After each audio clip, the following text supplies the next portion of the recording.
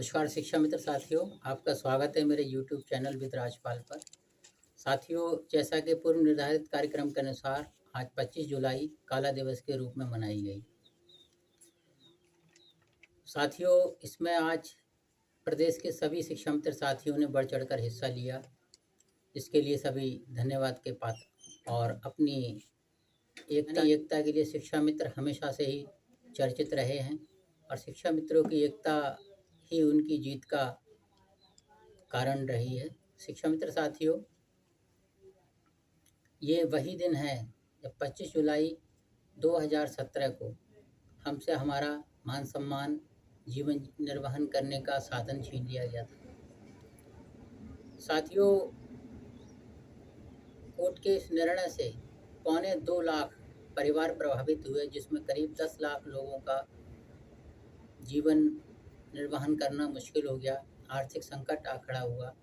ऐसे में हमारा साथी जो मान सम्मान के साथ मनोयोग से कार्य कर रहा था, वो डिप्रेशन में चला गया, क्योंकि उसके बाद एक अल्प मानदेय कर दिया गया। शिक्षा मित्रों का एक निश्चित 10,000 रुपये महीना मानदेय कर दिया गया, जो कि उस समय की महंगाई को देखते हुए भी बहुत कम था और आज के समय में तो बहुत ही कम है। साथियों, विगत 7 वर्षों से महंगाई अपने चरम पर है, लेकिन शिक्षा मित्र वहीं का वहीं है। इस फैसले से हमारे साथी लगातार डिप्रेशन में जाते रहे। परिणाम ये हुआ कि 12,000 से ज़्यादा साथी इस दुनिया को छोड़कर चले गए। उनके परिवार की जिम्मेदारी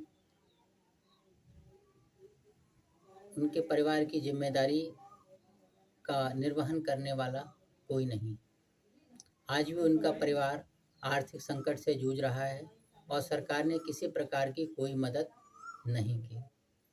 साथियों, इन 12,000 साथियों के अलावा आज भी ये क्रम लगातार जारी है।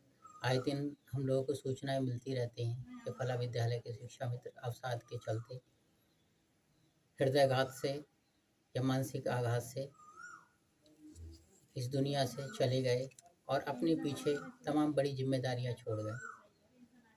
क्योंकि साथियों, शिक्षा मित्र लगातार 24 वर्ष से जो उसके जीवन का स्वर्णिम समय था, जो अर्थोपार्जन का समय था, वो उन्होंने सारा का सारा इस बेसिक को दे दिया।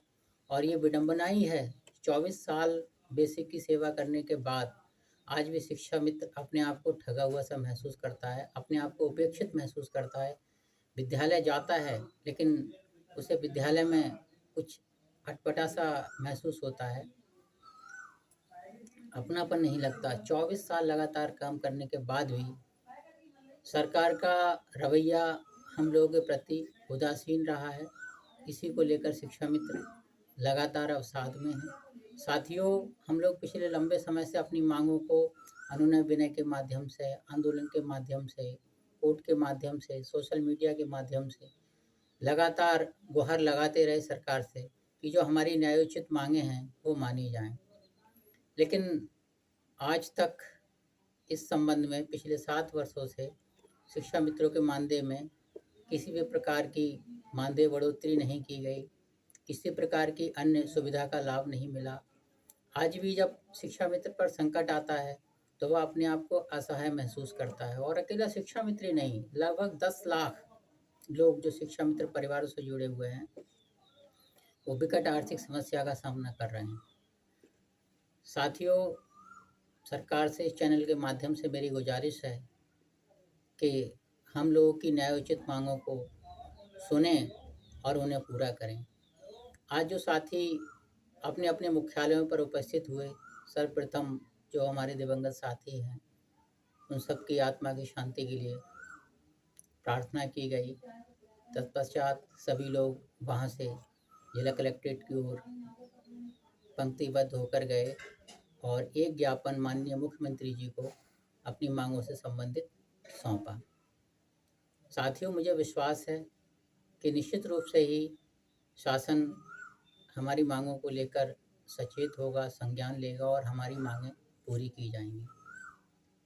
यहाँ मैं आपसे पुनः एक आग्रह करता हूँ कि साथियों, यदि किसी वजह से हमारी मांगें पूरी नहीं होती हैं, हमारी समस्या का स्थायी समाधान नहीं हो जाता, तो हमें 5 सितंबर को होने वाले महाआंदोलन की तैयारी के लिए बिल्कुल तत्पर रहना चाहिए और जब तक हमारी मांगें पूरी ना हों तब तक हमें आंदोलन करते रहना है। साथियों, एकजुट रहें, एकता बनाए रखें।